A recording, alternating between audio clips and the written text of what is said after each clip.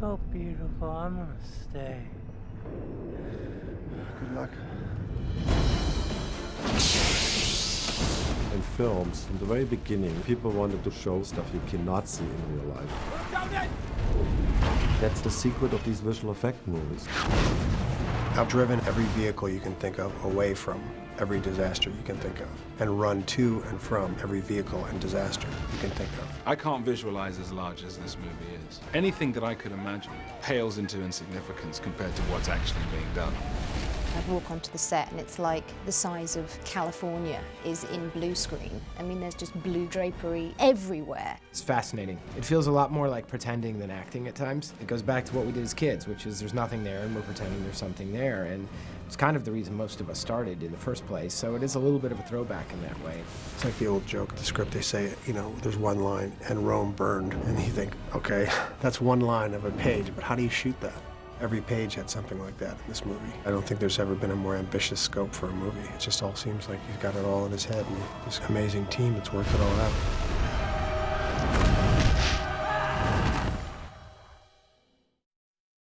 So, a lot of people who read the script said it's undoable.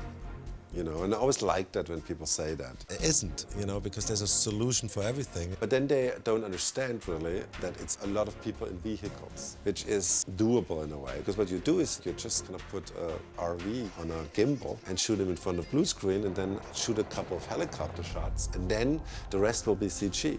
And then it's like all of a sudden feasible, or an ash cloud is like kind of closing in on a plane. It's done in blue screen, it's not done in real.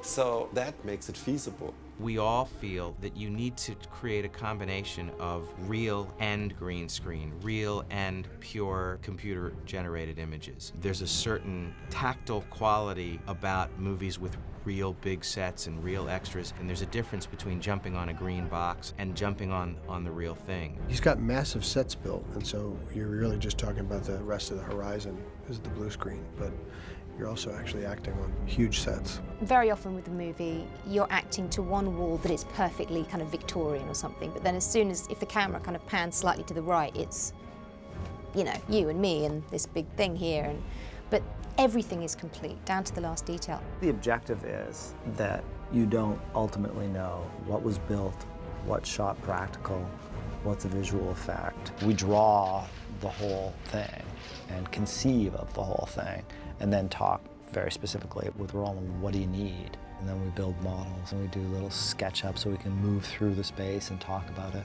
The lines are actually drawn quite early in pre-production because we need to know budget-wise if it's going to be a physical effects or is it going to be a visual effects or is it going to be a combination of both. Roland, because of his experience, he's quite clear of what he likes to see real and where he thinks that it's best for the visual effects to take over. But basically anything that is like a real wide shot, there's no way you would see all the destruction, and we can't duplicate that kind of destruction. It would be a visual effects, and anything tighter than physical effects would take over. When you see these blue screens, you have no idea. I mean, you have some idea from the renderings in the script what it's going to look like, but then there's this whole other army of people putting together this film with the computer stuff. It's pretty wild. I did many movies with Volker Engel before in Germany. I love about him that he is like very methodical and very research oriented. He has a very incredible eye for what looks real.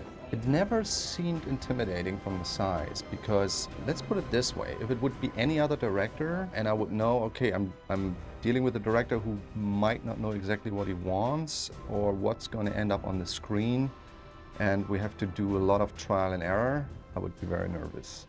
But especially with the history that we have, there's the feeling of somebody is covering your back.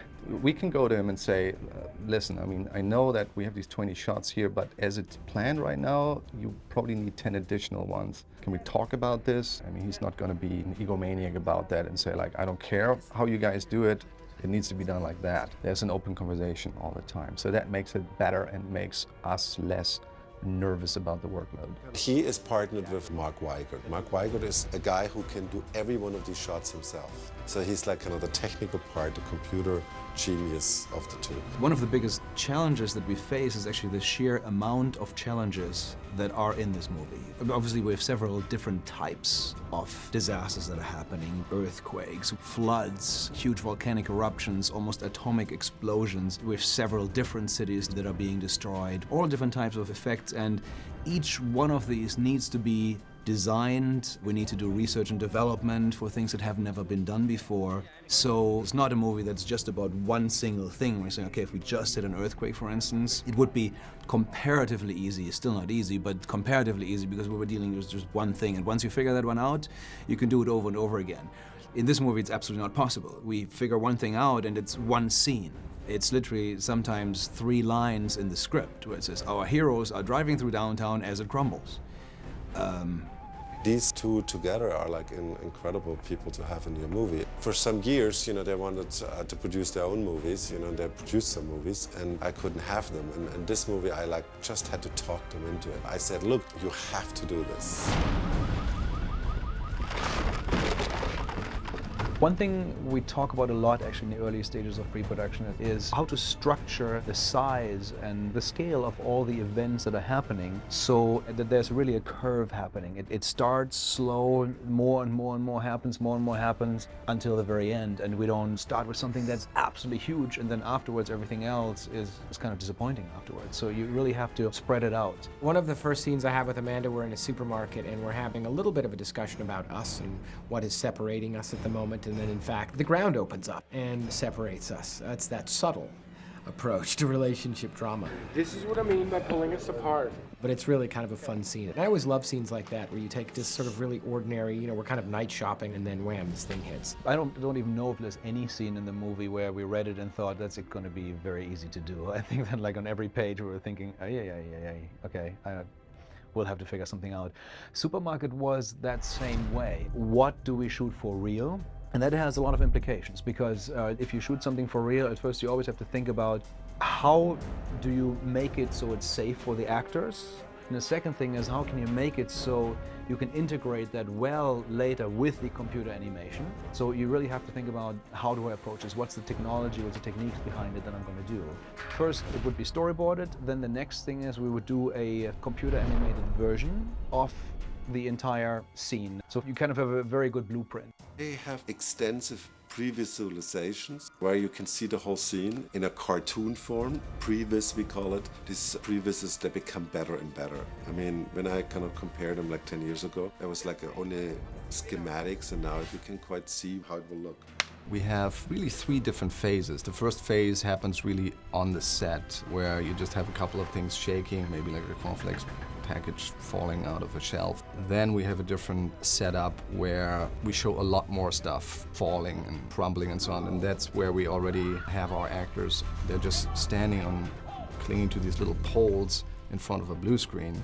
Everything around them, behind them, is already computer generated. And then there's a third stage where we show the aftermath of the destruction, where you see a big, huge crevasse that actually went through the supermarket, which is a digital matte painting. It's one of the smaller sequences in the movie because it's really just the very beginning and it's not many shots, not as many as other 3-minute sequences, for instance, that we have. But still, technically, it was something that we really had to invent how to do it. The more and more we talked about it, you know, I had this feeling, you know, I want to kind of do a big earthquake sequence in LA. And naturally, you know, you have to figure out how to do it. We knew that he has to rescue his wife, and he's a limo driver. So we said, okay, this will be the limo ride through LA. And then we thought, how can you get out of LA? Only with a plane. So the little plane sequence was born. The ideas that he had made it also then really come to life. And when we thought about, okay, what does it mean if you have a 10.5 earthquake? I mean, a 10.5 earthquake means everything that is in your scene is shaking and breaking. Every little element has to be destroyed. So at first, when we started location scouting in Los Angeles, we thought, oh, maybe we can do it here, maybe we can do it here. And then we thought, no, we can't do it anywhere, because if we shoot it somewhere, what we have to do is we literally have to erase everything out of the scene and then replace it with an animated scene. So why even bother? What we then decided is, okay, we will generate the entire environment in the computer. So once we knew that, we said, okay, now we have the freedom to do anything we want. When you talk about earthquakes, it was always done like you shake the camera and the actor was acting like the floor was shaking. And I thought, you know, that you have to go a step beyond that in a modern movie. So our effects supervisor invented the shaky floor. We've probably done some of the biggest rigs that I've ever seen. We actually built these huge decks that float and shake. They're like 8,000 square feet, so that he could build his set, put cars on it, put trucks, planes, and everything would shake. And he has literally the whole 2-3 city blocks kind of rippling, and you're supposed to run across it and get into a car and drive off. It allows us to sort of replicate all these movements in a confined space that then they cover, you know, surround by blue screen, and then they can sort of fill in the pieces later on. It's pretty amazing to watch. And it really is very, very lifelike. When you're running through a house that is being shaken like there's an earthquake, it really feels like there's an earthquake. One of the kids said one day, "I'm actually really scared now." And I was like, I am too. We went first a little bit, so everybody got a feel for it. And it was quite frightening for the whole crew. One thing that's also very cool, which was not possible several years ago, is we're using softwares that are called physics-based software. So if you do a simulation, it's nothing that the computer just makes up. There's now so many parameters inside the software that simulate something that is absolutely for real. You don't do 5-6 simulations and then say like, yeah, but it actually doesn't really look like real water. We're now at a point where you simulate it and it actually really behaves like water, or the building really behaves like a crumbling building. This is now actually the final pre-visualization that was done by Pixelmondo. This has already been edited by our editors. This is really, for us, our blueprint for the shoot. Say, okay, this is what we're going to do. This is our basis now. From here on, every single shot that's in here will be produced by us. And we're really moving from this and replacing every object that's really still like very video gamey looking and so on with higher resolution objects as soon as we have them. Literally week by week, these scenes and all the shots are getting better and better and better until we are at the final result. Could we possibly put an 8-foot blue screen on the right side here up to the corner? We had the plan from the get-go to shoot as much as we could for real. So we had a street that was specifically built for the movie on a back lot and blue screen all around it. We actually shot about a dozen or so shots that are also in the movie that have the real limousine in it. We built several limos that had roll cages inside of them, so that when we are dropping cars or ratcheting cars or throwing cars with air cannons, in case we had hit the limo, that the limo itself would be protected and all the people inside of it. We ratcheted a lot of cars. We can send them tumbling, like you'll see in the film. You see them tumbling in front of the limo as it races by them. So we're sending them 80 feet in total distance travel, and we'll have a couple flips done through that.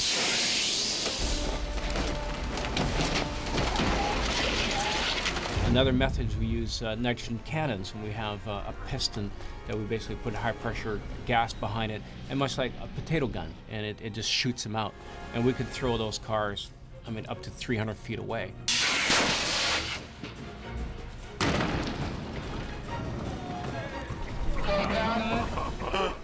As soon as the live action footage has been shot, as you see here, all mainly people running in front of a blue screen, then it gets assembled. Based on the original previous assembly, now the editors go ahead and actually put the live action footage in and intercut it with our pre-visualization footage. Jeez! We gotta get to the other side of the freeway! The amazing thing about a shot like this is the detail that gets into this, because what you're looking at here is 100% digital shot.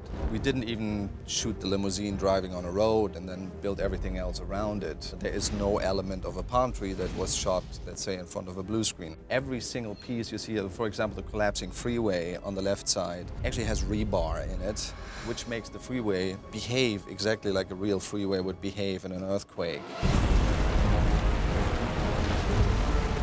We're not there yet! Go Here we go. And the plane sequence, in terms of that it's in a plane, makes it a slight bit easier because you don't have any direct interaction with the ground. And it's almost a minor thing, but still, in terms of visual effects, in terms of computer animation, it makes a little bit of a difference, because if you have a limousine, you know, it has very clear interaction with everything that happens on the ground. Of course, those kind of problems you don't have with a plane. But on the other hand, also, I mean, this plane is also flying through a lot of stuff. As it's flying through the two high-rises that are crumbling together, it's being hit by little debris and glass and so on, and there's interaction there too, and Roland would come up with new ideas. And one of the things that he noticed fairly early on is that it needs this really big bang at the end, and just originally was planned to just fly with the plane out of downtown, you know, see more crumbling, and that was it. But he's not happy with that. That's not enough. Just seeing entire Los Angeles downtown crumbling, that's for wussies. We have to do more. We have to do better than that. I said, can we not make some shelves? And they all sink into the ocean. And I always said, well, how would that look? And then they just mock it up, and then you say, yeah, that is it. It's a process. And a lot of times you just say to people, just to make a drawing of it, and then we see if this works. And then out of the drawing comes another idea, and slowly you evolve a whole sequence.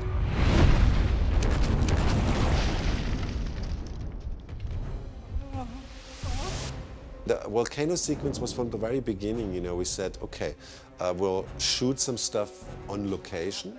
We have a second unit there, which shoots a lot of the camper, and then the rest will be done on stage. You can imagine in the purely Roland Emmerich style what kind of stuff is going to be going on, and it's going to be huge. But when you're acting it, it's really hard to visualize all this stuff going down, so I tried to be as over the top as possible, which might place me just right in the pocket. There's a huge amount that was done practical in this sequence. It's helicopter footage while the RV is driving on the roads. In the beginning, we had a discussion with Mike Rosina how much he would be able to show of lava bombs impacting around the RV next to the road. We actually made some of these fiery rocks. We used one of those guns that fire the cars, but actually made a rock that was 10 feet in diameter and then lit it on fire and then shot it out.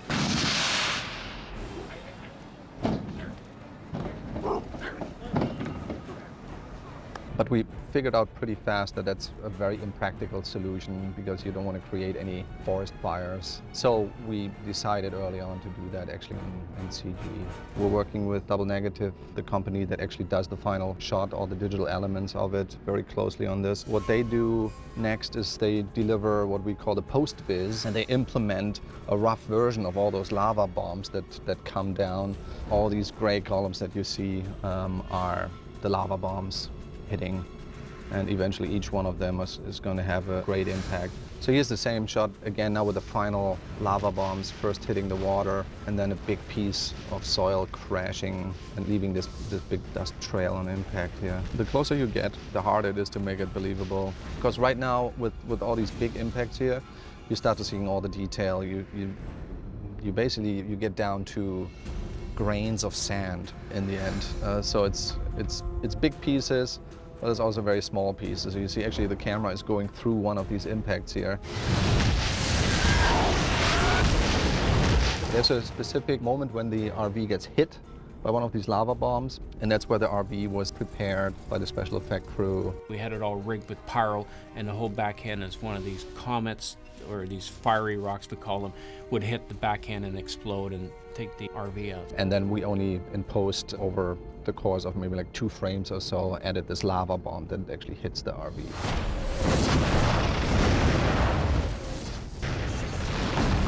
Finally get to the airport, we see the landing strip, and out of nowhere this gigantic crack shows up and creates this huge gap that they have to pass. Our special effect and stunt team set up this ramp for the real RV to jump over. Basically, we redid all the suspension on it that could basically take quite a bit of a 20-foot gap jump and then land on the other side another 60, 70 feet away. Had some special seats made so that the drivers could actually not compress their spine when they actually landed on the other side. It was very important that Double Negative built their landscape in a way that would be a natural ramp for the RV to jump over. So when this crack happens and everything is buckling up, there is actually a a natural ramp that is coming up. So it actually makes sense that they would make it over. It's not just flat ground and they would just hit the other side and fall in. All right, buckle in, here we go!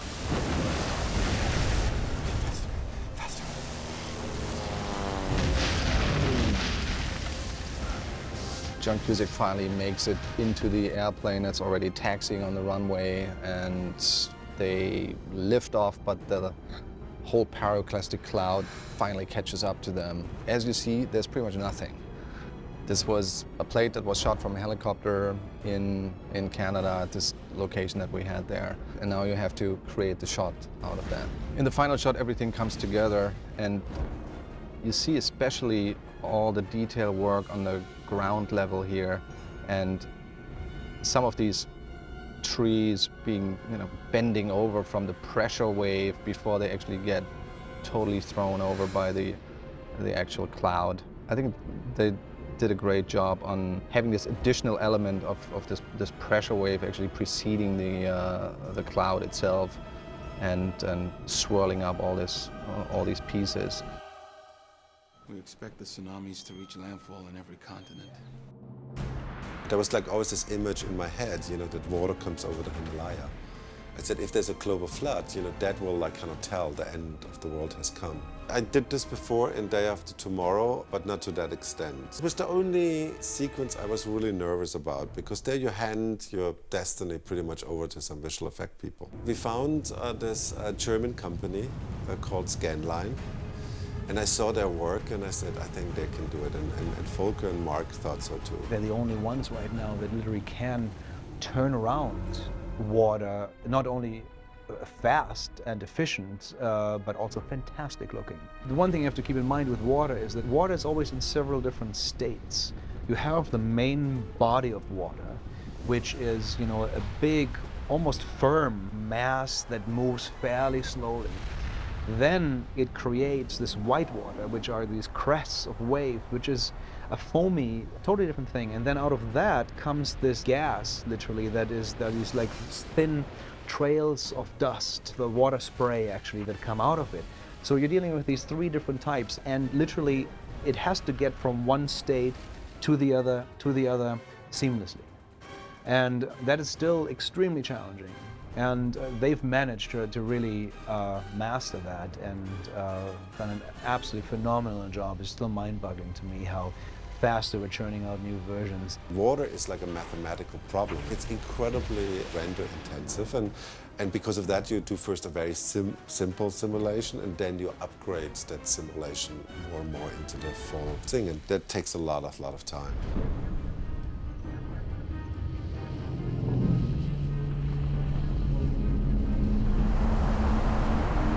At one point we discussed we have to do something about the White House, and we were kind of very aware of that I destroyed the White House before, so I said well, if I don't destroy it, it's also not good.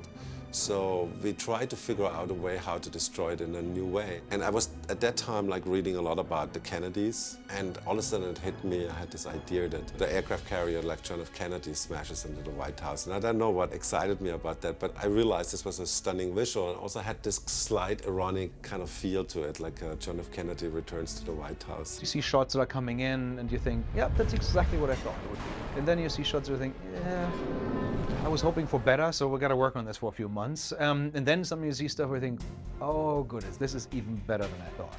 This is absolutely fantastic. And we had that a couple times, and the Washington destruction of the tidal wave was one of those, where really when we first saw that, just slowly the aircraft carriers coming out of the mist towards us, and then we saw the shot where it actually gets carried by the wave, and we thought, oh yeah, that is really going to be cool.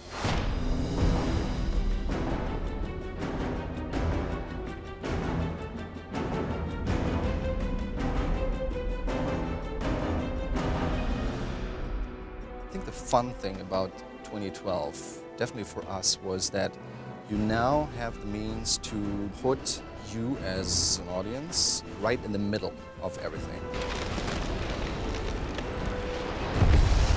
Several years ago, we couldn't have done it at all. It's a totally different thing, something you've never seen before. It's easier to talk about it afterwards when it's done than during the time when we do it. You see disaster on a scale that you've never seen before. You will see stuff within those disasters that you've never seen before. I mean, I personally have never been in a 10.5 earthquake where the concentric waves of the earthquake are rippling right behind me and lifting up houses and trees and, you know, crumbling high-rises. You can pretty much now in CG technology destroy any building, any landscape you want. It gives you like a new freedom, you know, and I really use that to the max. And it was also a little bit the fun of it. Maybe I said like, okay, this one will be the last one. So I do everything what's human possible. So I don't have ever to go back there again.